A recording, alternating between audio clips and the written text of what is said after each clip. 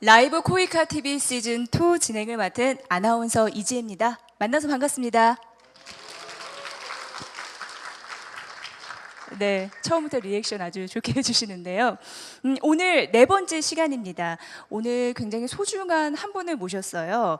히말라야 사나이이시죠. 산악인 어몽길 대장님을 모시고 앞에 보시다시피 네팔 긴급구호와 코이카를 주제로 아주 가슴 뭉클하고 따뜻한 이야기 만나볼 수 있을 것 같습니다. 현장에서 무엇을 느끼셨는지 함께 공감하고 이 코이카의 발전 방향도 함께 생각해보는 시간 가지셨으면 좋겠어요. 자, 항상 가슴 따뜻한 청춘이시죠. 산악인 어몽길 대장님을 무대 위로 모시겠습니다. 큰 박수 보내주십시오.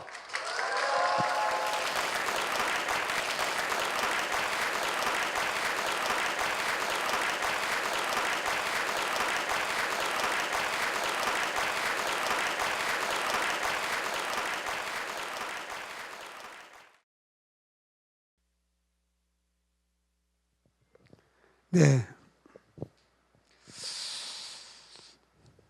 오늘 제가 이 코이카를 방문해 가지고 제가 또 여기 우리 가족 여러분들과 같이 이렇게 소중한 인연의 시간을 갖는 거 너무나 제 자신이 막 떨리기도 하고 또 한편으로는 기쁘기도 하고 어쨌든 참 너무 좋습니다. 예. 저는 제가 이 코이카의 활동은 일찍부터 제가 히말라야를 1985년부터 제가 도전하기 시작했습니다. 85년도에 세계 최고봉 에베레스트라는 산을 처음 도전하는 시작으로 제가 히말라야에 이렇게 첫 발을 내딛게 된 겁니다. 그로부터 30여 년 가까운 세월 동안 히말라야의 오지 곳곳을 세계의 유명한 산들 있는 그 곳곳을 돌아다니면서 더 나가서 또 히말라야 8,000m 그 16자를 도전하기 위해서 제가 30여 년이라는 가까운 세월을 히말라야를 이렇게 다녔는데요. 그래서 제가 일찍부터 이 코이카의 활동이라든가 여러 가지 또 여러분들의 활동상이라든가 그리고 또 제가 또 코이카에 대해서 일찍부터 오래전서부터 많은 관심을 갖게 되고 그랬던 겁니다. 그래서 제가 이번에 30여 년 만에 진짜 히말라야라고 하면 히말라야는 인도 산스크리트어로 히말은 눈이라는 뜻이고 알라야는 이제 거처라는 뜻입니다. 눈이 있는 곳을 이제 히말라야라고 표현하기도 하고 또 한편으로는 신들의 거처예요. 신들의 영역이라고 표현하기도 하는 그런 진짜 아름다운 순백색의 만년설이 덮인 신비로운 그런 자연이 함께 살아 숨쉬는 그런 곳에 자라게 한 나라인 네팔이라는 국가가 81년 만에 엄청난 진도 7.8이라는 대강진이 4월 25일 날 발생함으로 인해 가지고 그 아름다운 히말라야의 그 산자락들을 비롯해서 그런 그 오랜 세월 동안 그 아름다운 그 문화를 이렇게 발전시켜 왔던 그러한 조상들의 어떤 그 찬란한 문화유산들, 유네스코 문화유산들이 다 무너지고 또 산간 오지 마을에 그 많은 엄청난 집들이 다 파손되면서 많은 8,700여 명 가까운 인명이 또 많은 사람들이 사망하고 정말 많은 또 이재민이 발생하게 되는 그런 자연의 어떤 대참사가 벌어지게 된 겁니다. 그래서 제가 마음이 너무 저도 막 가슴 아프고 진짜 네팔이라고 하면 저한테는 제2의 고향이나 마찬가지고 제가 젊음과 청춘의 모든 혼과 열정을 불태우던 그런 히말라야 그 자락의 네팔이라는 나라가 그런 엄청난 참사가 벌어진 것에 대해서 너무나 가슴 아프고 너무 안타깝더라고요. 그래서 저도 그 지진 피해 현장에 학교가 한 3군데가 포함이 되어 있더라고요. 그래서 학교가 야, 저 다 부서진 거 아닌가 어떻게 됐나 또 혹시 학생들이 또 사고라도 인명피해라도 나지 않았나 굉장히 막 노심초사하고 있으면서 네팔 현지에 그 지부장님을 통해서 빨리 그 조사를 해봐라 그 전화를 통해서 하면서 이제 기다리고 있으면서 빨리 하루라도 빨리 네팔을 빨리 가야겠다라고 그렇게 이제 막 생각을 하면서 일정을 조율하고 있는데 마침 이제 대한적십사제에서 저보고 이제 긴급 구팀 대장을 맡아달라는 요청이 와가지고 그 임무를 수행하기 위해서 선발대로 제가 4명의 대원들과 같이 저를 포함해 5명이 28일 날 네팔로 이제 출국하게 됐습니다. 비행기를 타고서 이제 그 네팔 상공을 카트만두 상공을 이렇게 공항에 내리기 위해서 이렇게 위에서 내려다 보는데 저는 뭐 굉장히 방송이라든가 언론을 봤을 때는 뭐 진짜 뭐 도시며 모든 그 네팔 전체가 전반적으로 엄청난 많은 피해를 입었을 것이다. 피해가 났을 것이다라고 생각했는데 막상 제가 그 카트만두 상공을 이렇게 비행기가 이렇게 떠서 그 국제공항을 내려갈 때 상공에서 그 도시를 이렇게 보는데 제가 생각했던 것보다는 도시는 상당히 깔끔하고 그렇게 뭐 부서지거나 건물이라든가 이런 것들이 파손되거나 이런 것들이 보이지가 않더라고요. 그래서 이 도시는 괜찮은가 본데 하고 이제 내렸는데 벌써 공항에는 벌써 세계 각국에서 막 이런 그 구호팀들 들어오고 구호물자들 특히 인도, 중국 막 이런 데서 인도 같은 데서는 막 그 대형 군용 수송기에다 막 물자를 수송하고 트럭 같은 거 막 싣고 와서 막 긴급히 바삐 막 움직이는 것들이 이제 딱 공항에 랜딩하는 순간부터 비행기 바깥에 이제 보이는 이제 현장들이 막 긴박하게 돌아가는 것들이 보이더라고요. 그 내려서 이제 저희 숙소로 이동하는데 대체적으로 카트만두 시내는 그 지진이 여파가 약해가지고 이쪽은 뭐 또 카트만두 쪽의 시내 도시라든가 그 다음에 제2의 도시라고 하는 포카라라는 도시는 그 콘크리트 구조물로 철근 구조물로 해서 건물들을 이렇게 지은 곳은 거의 온전해요. 근데 그 옛날 오래된 가옥들, 흑벽돌로 쌓은 가옥들이라든가 그 다음에 이제 그 옛날 오래된 그 고도시들, 유네스코 문화유산 등재된 그런 고도시들부터 문화유적지들은 완전히 다들 거기다 다 무너진 거죠. 그래서 이제 저희는 우선 제 임무가 그 적십자사에서 이제 의료팀이 들어오게 되는데 그 팀들이 들어오면 이제 의료 활동을 진료 활동할 수 있는 빨리 그 베이스 캠프를 정해 놓고서 그 진료할 수 있는 그 지역을 빨리 선정을 하는 게 저희 이제 선발대 임무라서 우선 지진 피해 지역이 크다고 하는 그 다딘걸레리라는 지역이 있어요. 저희가 5번째 학교를 지은 그 지역입니다. 그쪽 지역에 저희 학교도 궁금하고 그래서 우선 이제 그쪽 지역으로 이제 현장 조사를 나갔는데 다행히 그쪽에는 그렇게 생각보다는 다른 지역에 비해서 그렇게 어쨌든 피해가 있긴 있겠지만 피해가 그렇게 크지는 않은 것 같더라고요. 제가 조사해본 결과. 그래가지고 이제 거기서 이제 학교까지는 올라가지 못하고 저희 학교를 지은 고도가 해발 2,600m 산 꼭대기에다 졌거든요. 산 꼭대기에 졌는데 거기까지는 그 당시 그 도로가 이제 막 산사태가 나가지고 도로가 끊겨서 차가 올라갈 수 없어서 거기는 올라가지 못하고 그 밑에 이제 그 도시 마을 그쪽에서만 이제 현지 적십자사 관계자들한테 얘기를 듣고서 이제 그 사태라든가 모든 상황들을 저희가 이제 파악하게 된 겁니다.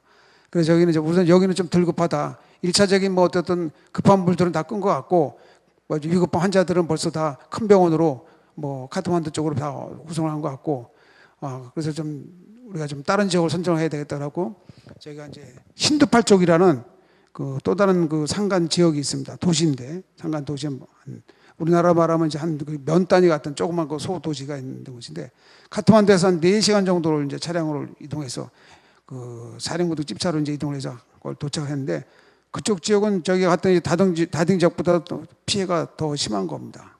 굉장히 아주 뭐 거기는 지진 때 딱 들어가 있는 지역이라서 벌써 도착하니까 뭐 집들이 다 부서져 있고 막 또 콘크리트 구조물 건물들도 다 부서지고 상당히 그 마을 초입서부터 벌써 이제 뭔가 느낌이 상당히 아주 뭐 긴장되고 굉장히 막 많은 주변에 가옥들 파손된 것들이 막 눈에 띄더라고요.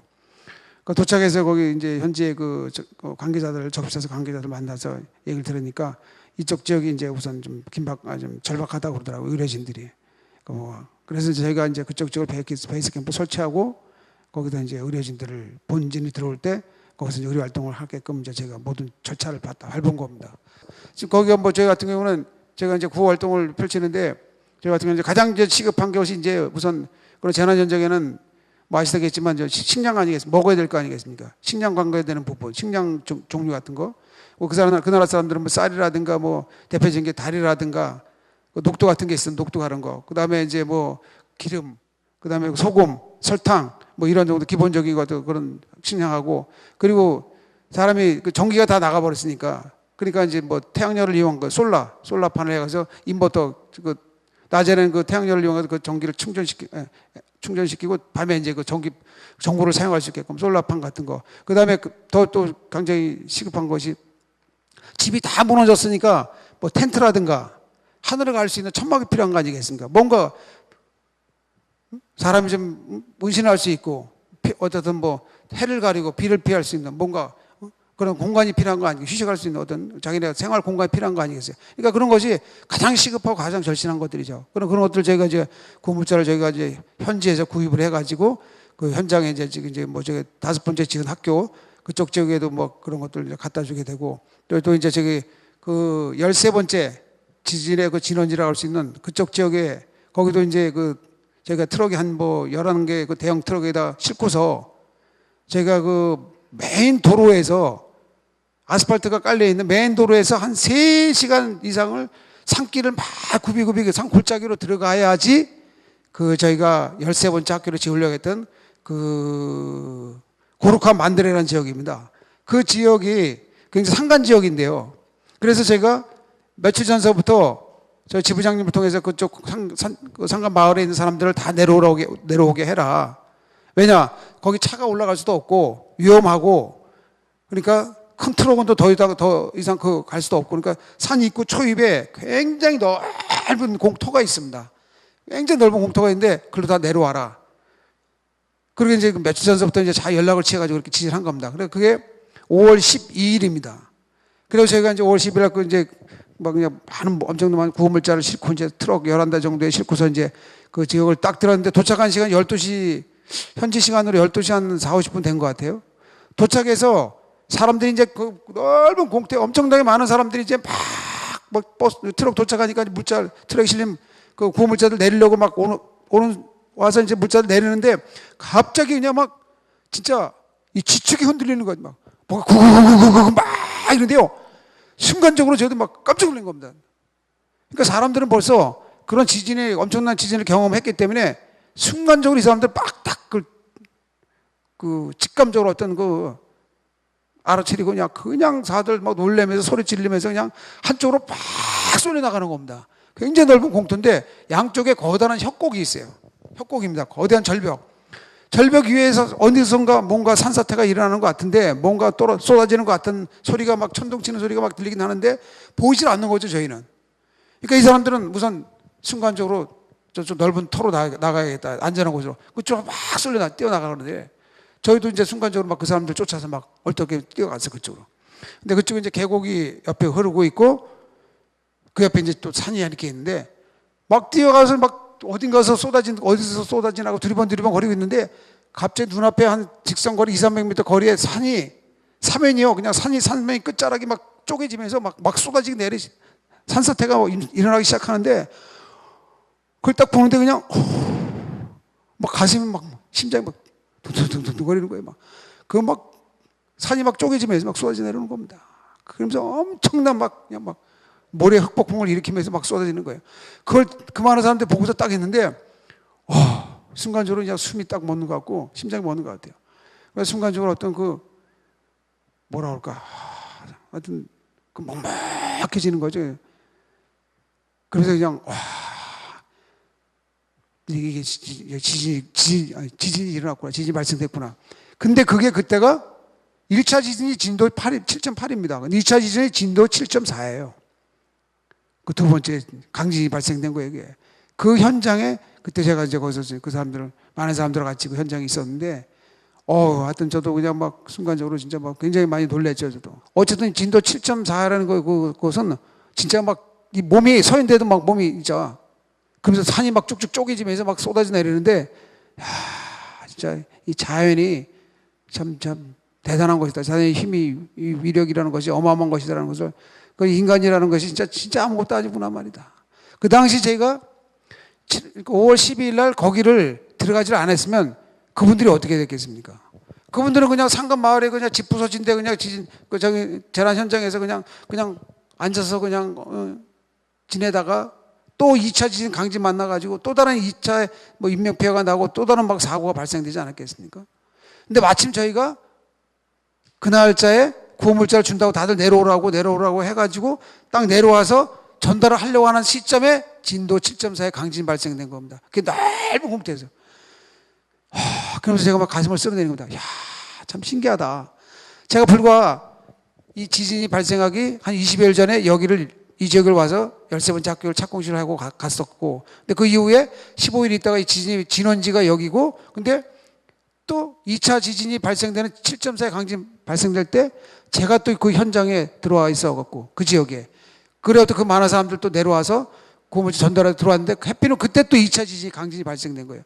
그래갖고 야, 이걸 어떻게 이게 생각을 어떻게 연결을 시켜야 되나 참 신기하다. 참 묘한 인연이다.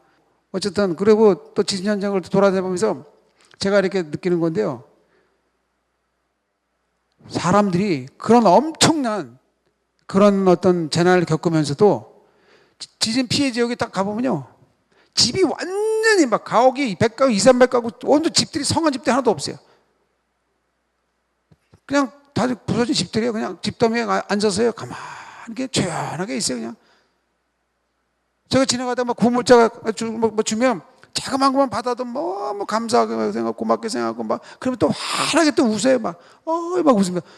지금 당장 집이 다 부서져갖고 막 이러고 앉았는데 그 집더미에 앉아있으면서도 막 하나 주면 그냥 다니면서 감사하고 그냥 웃어요. 저희는 뭐 막 심각하게 이렇게 막 이러는데 그 사람들이 오히려 웃으면서 고맙다 그런 거예요.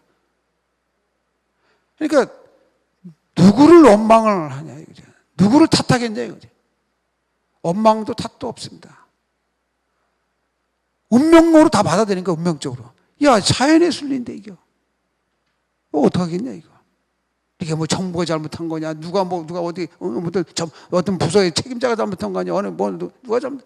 아니 이거 무슨 이거 어떻게 하는 거예요? 조용해요 사람들이 다 가도 막 그냥 그 집더미 쓰러진 집더미에 지금 자기 가족이 막 그 안에서 막 죽었어요. 근데 그 막 집더미 막 그냥 그걸 드러내는데 그 유가족들이요, 그 바깥에서 그냥 흐느끼는 정도예요. 그냥 막. 이거 죽겠다. 날 죽어라. 막 뭐 할래. 막 대성 통곡하고 막. 그냥 운명으로 다 받아들이는 거죠. 제가 그런 모습들을 보면서 그런 광경들을 쫙 다니면서 보는데 이제 어느 집은요. 참 너무나 안타까운 가슴 아픈 사연도 들었어요. 남편이 이제 두바이에 돈 벌러 갔어요. 그러니까 식당에 두바이 그 무슨 식당에서 일을 하는데 마침 부인이 애를 낳아가지고 부인 좀 도와주겠다고 긴급 이제 휴가 좀 내갖고 들어온 거예요. 들어와가지고 낮에 지진이 그때가 낮에 발생되지 않았습니까? 두 번 다 낮에 발생됐어요. 11시 때하고 12시 반 때인가 그렇게. 근데 이번에 이게 좀 또 지진이 참 희한한 게 낮에 발생됐다는 거죠. 또 거의 휴일날 같은 때, 주말에. 이게 만약 밤에 이 지진이 발생됐으면 아마 이건 뭐 상상도 할 수 없는 엄청난 많은 인명피해가 발생됐을 거라고 생각합니다. 그리고 또 휴일이 아닌 학생들이 공부하는 뭐 일반적인 요일에 지진이 발생됐으면 이 또 학생들의 인명피해가 어마어마하게 많이 돼요. 제가 다니는 그 지역이요, 학교들이 다 무너졌어요. 학교도 콘크리트 구조물이 학교들도 다 무너져 내려앉았어요. 그 정도로 지금. 그러니까 참 어쨌든 그래도 평일날 주말에 낮에 한낮에. 그래서 어쨌든 그 남편은 밭에서 집 앞에 바깥에 나가서 밭에서 일을 이렇게 하고 있었고, 부인은 집안에서 갓난아기 안고서 이렇게 모이를 먹이고 있었던 거예요. 그리고 옆에 이제 딸내미인가 7살짜리 여자가 앉아 있었고. 근데 갑자기 이제 지진이 발생되니까 애는 놀래가 후닥닥 튀어나갔어요. 근데 엄마는 참 애를 안고 있다가 얼떨 움직일 수 없으니까 그냥 집이 쏟아져 내렸는데 엄마는 애를 안 안고 그냥 그 사태로 그냥 죽은 거예요. 남편이 밭에 올라가지고 막 물 드러내고 막 걷어내고 마을 사람들 와가지고 막 이러는데 나중에 딱 보니까 갓난아기는 살았어요.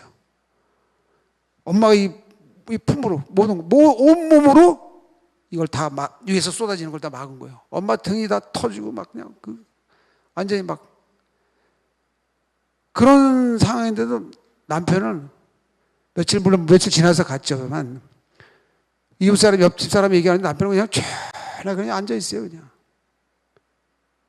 그래서 제가 그런 얘기를 들으면서 참 또 이 모성애 참 위대하다 모성애가 진짜 참 어머니의 힘이라는 것이 참 그런 걸 제가 이번에 그런 막 빚진 피해 현장을 돌아다니면서 참 이렇게 많은 걸 저 자신도 좀 많은 또 큰 감동을 느꼈고 제 자신도 많은 좀 부끄럽기도 하고 좀 많은 또 어떤 또 감사함을 오히려 제가 더 그분들한테 그런 자그마한 것을 이렇게 줬을 때 그분들이 더 크게 막 감사하고 더 막 오히려 저희들을 막 위로할 때 어떤 기자 한 명은요 제가 굉장히 가까운 기자 한 명은 자기 처갓집 부인 쪽 친척이 7명이나 죽었어요. 7명이나. 장모님이 카트만두에 사시다가 도시에 사시다가 지진 나기 며칠 전에 시골에 좀 다녀오시겠다고 시골 가셔가지고 그 지역이 지진 지역이었어요. 그래갖고 낮에 친척들하고 큰아버지, 작은아버지, 뭐, 그 친척들, 아들, 작은아들, 작은아버지 아들, 뭐, 큰아들, 어머니하고 앉아있다가 그냥 무두둑해, 무릎 무너졌고 그냥 7분이 다 돌아가신 거예요. 근데 그 기자는 카트만두에서 저 만났어요. 뭐, 그냥 자기 또 임무, 자기 본연의 일을 하고 다니는 거야. 막 취재하러 다니고, 여기 다니고, 저기 다니고 막 다녀요. 그 제가 보면서, 야, 너 진짜 너무 내 소식 들으니까 너무 안타깝단 말이야. 너 그 부인도 제가 잘 알거든요. 그래서 우리 좀 친구 가깝고 그래서 나 좀 위로 좀 해드려라 잘 좀. 그래서 제가 이렇게 조의를 표하려고 그랬더니 미스터 너무너무 감사하고 고맙다가 이거 당신이 우리나라에 이렇게 힘들고 어릴 때 우리에게 도움을 주러 와서 너무너무 감사하고 돼요. 그러나 물론 나도 가슴 아프고 너무 슬프지만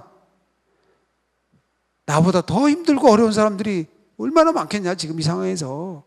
그냥 그걸 나 위안으로 삼고 난 그래도 그냥 내 본인의 일을 하러 다닌다는 거예요. 그렇게 얘기하라는 겁니다. 또 하나 중 하나는 거기서 여행업을 굉장히 크게 하는 친구입니다. 그 나라에서 뭐 첫 번째, 두 번째 하는 거 아주 굉장히 큰 사업을 하는 친구고 호텔이고 리조트 사업을 하는 친구인데 제가 그 친구를 또 만났어요. 야, 너 이번에 진짜 뭐 지진난데 피해 안 났냐? 뭐 어떤 호텔 뭐 안 무너졌냐? 리조트 같은 거 한 세네 군데가 완전 파손돼 무너졌다니까. 야, 너 피해는 엄청나겠다. 야, 그거 너 어떻게 다시 지는 얼마나 힘들겠냐? 많이. 비슷함. 괜찮다 이거. 왜 그랬더니 자기는 천만다행으로 생각한다는 거야. 자기는 너무 행복하대. 왜 그랬더니 사람이 하나도 안 쳤댔다는 거야. 사람이 다친 사람이 다행히 하나도 없었다는 거야. 건물에 갖고까지 근데 돈을 벌어서 다시 지면 되는 거 아니냐.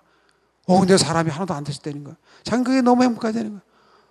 오히려 그냥 그런 말을 하니까 제가 막 말한 제가 오히려 그 친구를 위로하려고 그러는데 그 친구가 오히려 저를 그런 얘기를 하는 겁니다. 그러니까 그런 사람들이 똑같은 사람들이라도 물론 문화, 언어, 모든 국적 모든 것이 다 틀리긴 하지만 이 환경이라는 것이 참 사람을 지배하는 것이구나. 워낙 그 사람들은 그 아름다운 그 주변의 수려한 그런 자연 환경을 보고 사니까 그 사람들의 마음들이 부족하지만 불편하지만 그게 부족하고 불편한 게 아닌 겁니다. 그걸 운명적으로 받아들이고 그 자체를 행복으로 느끼고 사는 거예요. 그래서 지금 네팔이 지금 현재 방금 좀 전에 말씀드렸듯이 학교들이 다 무너졌어요. 학생들이 지금 공부를 해야 되는데 학교를 가야 되는데 할 수 없는 겁니다. 지금도 지금 계속 지금 여진이 발생되고 있습니다. 하루에도 한두 차례씩 여진이 발생한다고 그러더라고요. 그리고 또 지축을 막 1차, 2차 지진 나면서 지축을 다 흔들어 놨잖아요. 그리고 1차, 2차 때 뭐 위험한 것, 뭐 불안한 곳은 다 떨어져서 무너지고 다 했겠지만 그나마 버티던 것들이 지금 네팔에 또 장마가 시작됐습니다. 우기가 시작됐어요. 몬순이 시작된 겁니다. 엄청나게 많은 비가 막 집중적인 폭우가 쏟아졌다가 게다가 막 스콜 현상이죠. 아열대성 기후니까. 그러니까 그런 비들이 막 쏟아지면서 균열이 간 부분들에 물이 막 소매들고 막 되면 어떻게 돼요? 또 산사태가 일어나고 막 무너지는 겁니다. 그래가지고 얼마 전에도 뉴스 들어보니까 뭐 저쪽 칸첸중가라는 세계 3위봉 있는 그쪽 인근, 저희가 지금 12번째 학교 지으려고 하는 그쪽 인근 지역인데 그쪽에도 막 산사태가 일어나가지고 한 40여 명이 마을에 막 매몰이 되고 그런 상황이라고 그러더라고요. 지금도 뭐 매일 하루에 한 차례 두 차례씩 여진이 발생된다 하더라고요. 그런 곳에 지금 우리가 네팔 그 지부에 코이카라는 그 지부에 우리 소장님을 비롯해서 우리 다른 모dom들이 그 곳에서 지금 나가서 그런 어떤 지역의 어떤 발전을 위해서 또 대한민국의 대한민국을 알리기 위해서 참 불철주야 이렇게 밤낮 없이 뭐 네팔뿐만 아니고 세계 곳곳에 이런 나라에 파견돼 가지고 여러분들이 그런 열심히 여러분들이 그런 역할 본연의 임무를 잘 수행하고 역할을 하는 부분에 대해서 자 진짜 그런 여러분들이 계시기 때문에 대한민국 국격이 또 올라가는 것이고 또 대한민국이라는 국가에 대해서 그런 국민들이 그 나라 사람들이 다시 한번 이렇게 감사하는 마음을 갖게 되고 또 이렇게 또 사랑하는 마음을 갖게 되지 않나 생각하는 겁니다. 제가 이번에 네팔 지진 피해 현장을 갔다 와가지고 여러 가지 현장에서 보고 듣고 느낀 것을 두서없이 말씀드렸는데요. 하여튼 여러분들, 하여튼 국가에 다니는 여러분들 항상 화이팅 하시고 대한민국을 많이 알려주시길 바랍니다. 감사합니다.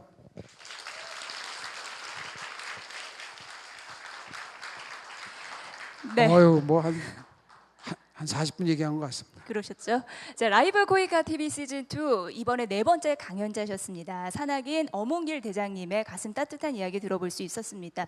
그 히말라야 8,000m 16자 등자 성공 삶에는 사실 제가 이렇게 가만히 얘기를 들어보니까요, 코이카도 짙게 깔려 있다 이런 생각이 들었습니다. 소외된 지구촌 이웃들에게 사랑과 또 봉사를 실현한 삶이 아니었나 이런 생각이 들었고, 그 네팔 초등학교 학생들을 위해서 그 학교를 건립한 휴먼스쿨 운영을 하고 계시고요. 또 최근 네팔 대지진 때 혼신의 힘을 다해서 복구 사업에 매진한 그런 모습까지 들어볼 수 있었어요. 쭉 얘기를 들어보니까 의지가 있으니까 되는구나. 그 의지가 결국 자신에게 복으로 돌아오구나 이런 마음 느꼈습니다. 다시 한번 큰 박수 부탁드리겠습니다. 네. 자, 라이브 코이카 TV 시즌 2 오늘은요, 어몽길 휴면재단 상임이사이시자 산악인 어몽길 대장과 함께했습니다. 오늘 말씀 정말 감동적으로 들었습니다. 감사합니다. 감사합니다. 네, 감사합니다.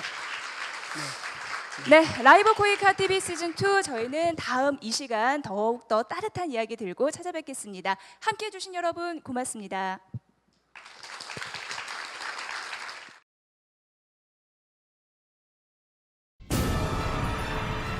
허락된 자만이 오를 수 있는 신들의 영역 히말라야. 희망과 절망, 환희와 고통의 소용돌이 치는 거친 땅에 일생을 건 한 사람이 있다. 한국 산악사의 살아있는 신화 어몽길. 그의 치열했던 동반사와 아직 끝나지 않은 희망의 이야기를 들어본다. 세계의 지붕 히말라야. 누군가에겐 그저 높고 험한 산일 뿐이겠지만 어몽길에게 히말라야는 어린 시절부터 온 마음을 지배해온 단 하나의 꿈이었다. 1988년 세계 최고봉 에베레스트를 시작으로 초호유, 지샤팡마 등 히말라야 8,000m급 봉우리들을 차례차례 올라선 어몽길. 냉혹한 만년설과 빙하를 딛고 차디찬 히말라야의 품을 거슬러 오른 나날들.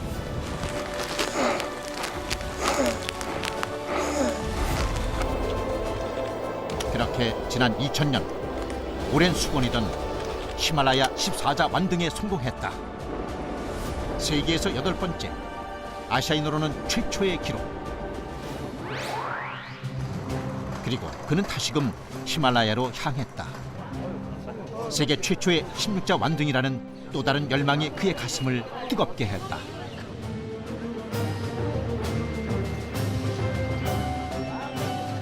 여기 이제 불경이 적혀 있는 거거든 이게. 불경이야. 지금 남아경이 여기 다 적혀 있는. 이거 돌리면서 자기 마음속에 이제 소원이 비는 거예요.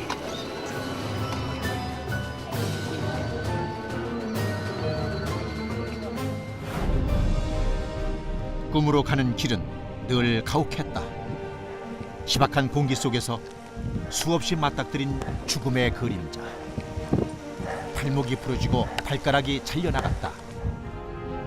6명의 후배와 4명의 쉐르파를 잃었다. 사람들은 그의 재기가 불가능하다고 했다.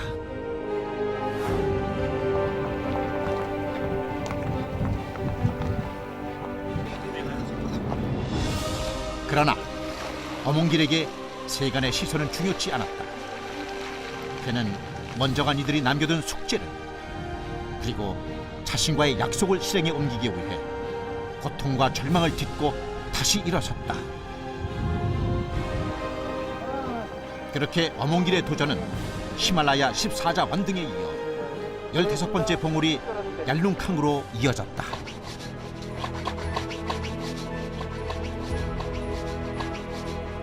내일 이제 라마제 지내니까 육지라도 좀 깨끗하게 하려고. 깨끗하고 이제 내일 라마제 지내려고. 춥긴 하지만 참고 하는 거. 야, 빨리 오세요. 히말라야 고봉의 정상으로 향하기 전 머무는 베이스 캠프. 고생했습니다. 진짜 맛있네. 해발 5,000m가 넘는 곳에서 그나마 제대로 끼니를 때울 수 있는 고마운 곳이다.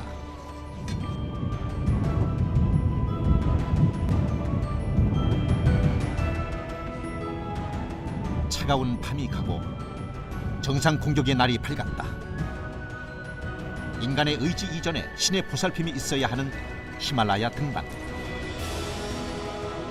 모험과 도전 정신은 잠시 버려두고 겸허히 낮춘 몸과 마음으로 기도하며 걷는다. 히말라야의 신이 이 걸음을 허락해 주기만.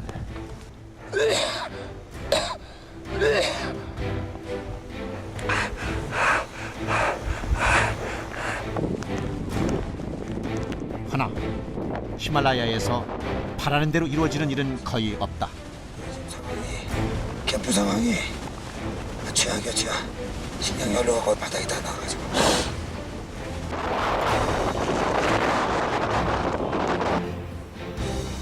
갑작스런 악천 후에 정상을 포기하고 돌아서는 건 히말라야에서는 흔한 상황이다. 아이고 고생했다.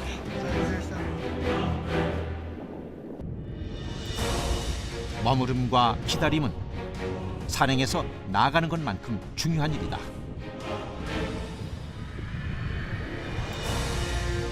베이스 캠프로 후퇴해 산의 표정만 지켜본 지 얼마나 지났을까. 길어진 등반에 몸 상태가 나빠진 대원들을 뒤로하고 어몽들이 다시 길을 나섰다. 그렇게 그는 15번째 꿈의 봉우리에 섰다.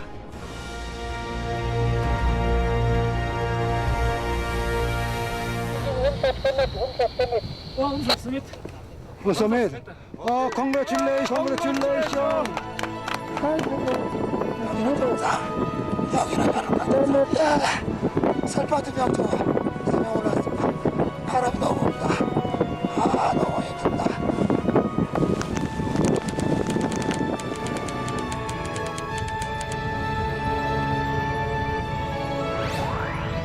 히말라야 16자 등반의 대미를 장식하는 노체샤르. 험난한 어몽길의 등반 인생의 가장 큰 힘겨움으로 남은 산이다. 2007년 봄, 어몽길은 인생의 심판대에 서는 마음으로 노체샤르로 향했다. 3번의 실패 뒤 4번째 나선 길. 지난 22년간 숱한 히말라야 고봉들을 오르며 생사의 경계를 넘나들었지만 이토록 혹독한 산은 없었다.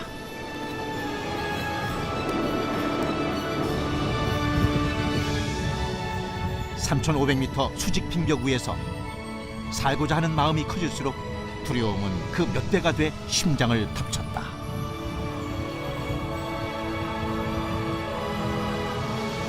그렇게 어몽길은 지독한 공포와 고독에 맞서며 꿈을 향해 갔고 드디어 2007년 5월 31일 히말라야 16자 완등이라는 대기록의 주인공이 됐다. 진짜 이게 뭐 꿈만 같습니다. 이게 마지막이 되겠구나. 막 이런 생각이 막 별의별 생각을 막 수없이 했어요 지금. 하여튼 이번 등반이 한국 등반사에서도 굉장히 의미 있는 등반이 되지 않을까. 그리고 이번 등반을 하여튼 뭐 성공할 수 있게끔 뭐 이제 고생한 우리 대원도 있기 때문에 성공도 있지 않나. 그는 여전히 산을 오른다. 이젠 히말라야의 어느 봉우리가 아닌 어몽길 자신이 세운 인생의 산. 2008년 창립된 어몽길 휴먼 재단에선 네팔 오지 마을에 학교를 짓고 있다.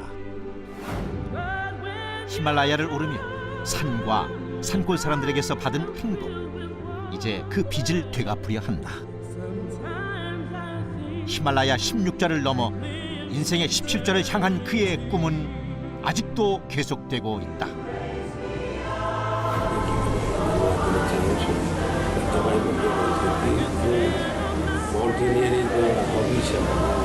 संसार में तपाईँको जुन चाहिँ कि आफ्नो त्यो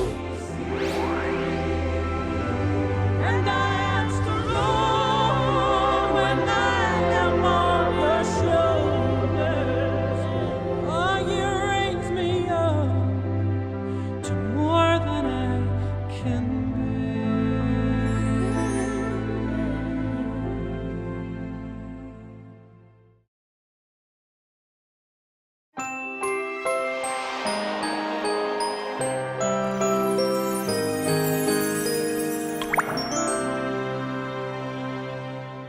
Bundiara, bundiara, bundiara, bundie. Bundiara, bundiara, bundiara, bundie. I love the mountains, I love the rolling hills. I love the flowers, I love the daffodils. I love the fireside when all the lights are low. Bundiara. Tarai gulda cha.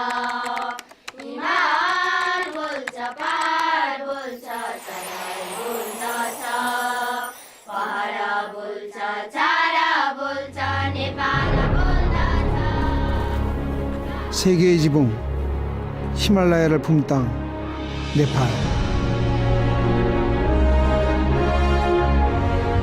솔직히 말씀드리자면 저에게도 네팔은 도전해야 할 봉우리가 늘어선 그저 머나먼 곳이었습니다. 이 친구들을 만나기 전까지 말입니다.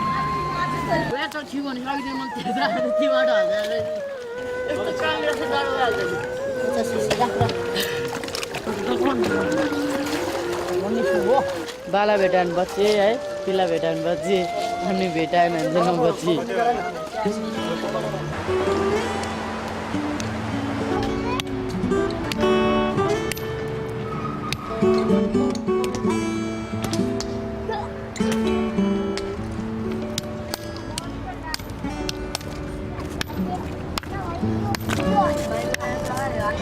के बन्न मन लाग्छ पढेर के बन्न मन लाग्छ भन त ल यता हेर भन यता हेर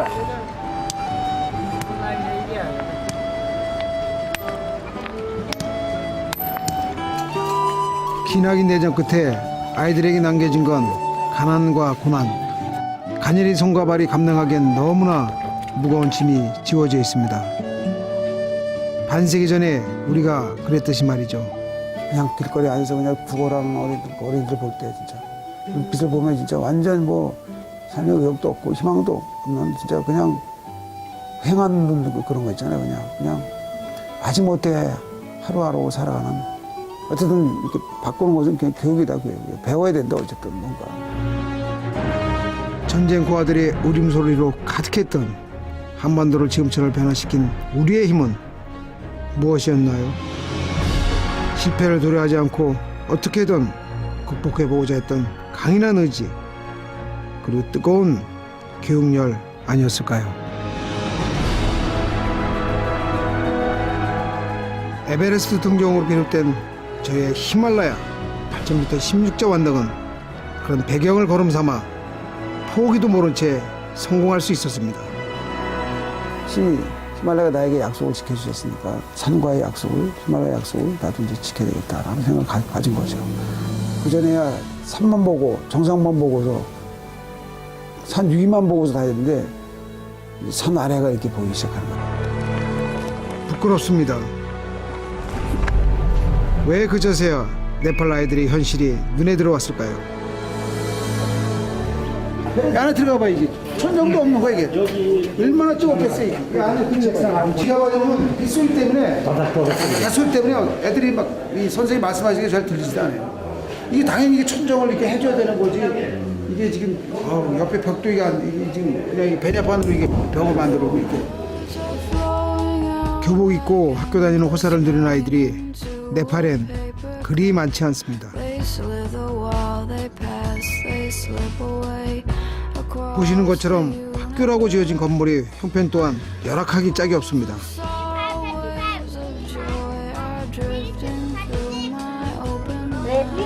그래도 배우고자 하는 아이들의 욕심은 얼마나 이쁜지 참 기특하기만 한데요. 문제는 걸핏하면 중단되는 수업입니다. 하긴 천정이 뚫렸으니 무슨 수로 맞겠습니까? ल आज पानी धेरै परेछ क्लास भिजेको छ हैन आज चाहिँ छुट्टी दिने तिमीहरूलाई हुन्छ 저래서 어디 공부나 제대로 하겠나 싶으시죠? 제가 딱 그랬습니다. 다행히 제 마음 같으신 분들을 참 많이도 만날 수 있었습니다.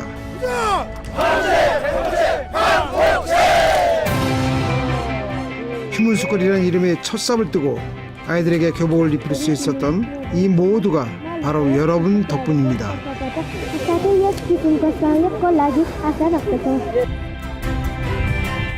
자동차도 들어올 수 없는 고지대에 학교는 못 짓는다고 했지만 그렇게 기적의 역사가 시작됐습니다.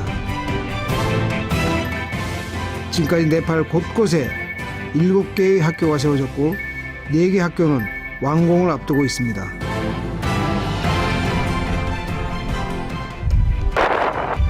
현지인들조차 불가능하다고 했던 일, 이미 세계 여러 구호단체에서 수차례 시도했지만 번번이 실패했던 일들이 거짓말처럼 눈앞에서 실현되어 왔습니다.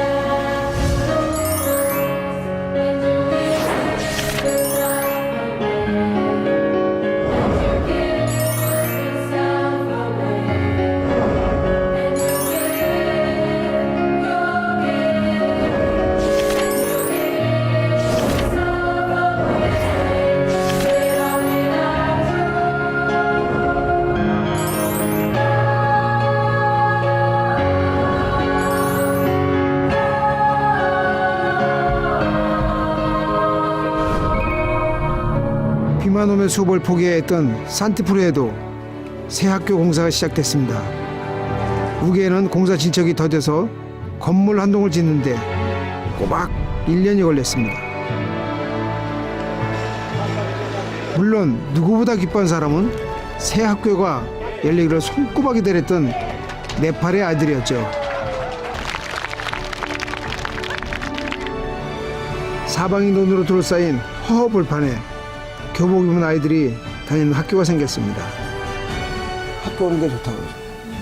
학교 공부하는 게 좋다고. 아이들이 너무 행복하다고. 학교 보니까 학교 시설 좋고 좋으니까 너무너무 좋다고. 행복하는 모습 보니까 저도 그러니까 그런 말을 어린이들 하고 그런 얘기를 듣고 너무너무 참 하길 잘했다. 하길 잘했다. 이곳에서 아이들이 희망을 배우고 있습니다.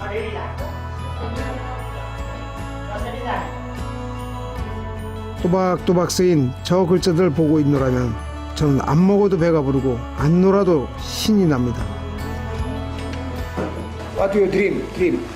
शिक्षक Teacher? 이 수줍은 소년에게도 드디어 꿈이 생겼습니다.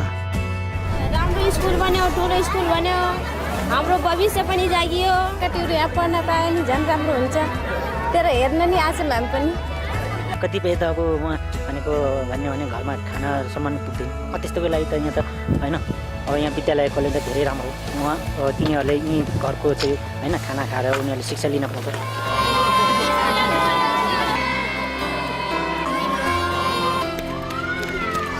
이제 이 아이들은 오늘보다 더 나은 내일을 꿈꿀 수 있게 됐습니다. 네팔에서 학교를 다닐 수 있다는 건 전적으로 생계를 책임지지 않아도 된다는 뜻이기 때문입니다. 하지만 아직도 그 대열에 끼지 못하고 교실 창밖에서 부러운 눈으로 친구들을 바라보고 있는 아이들이 더 많습니다.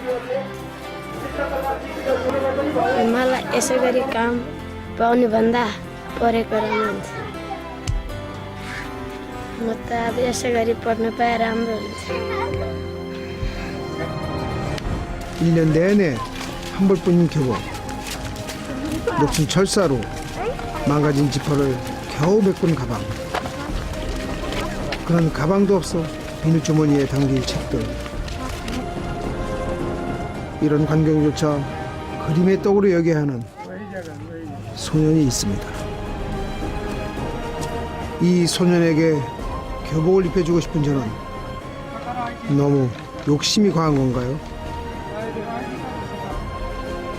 여러분의 생각은 어떠십니까?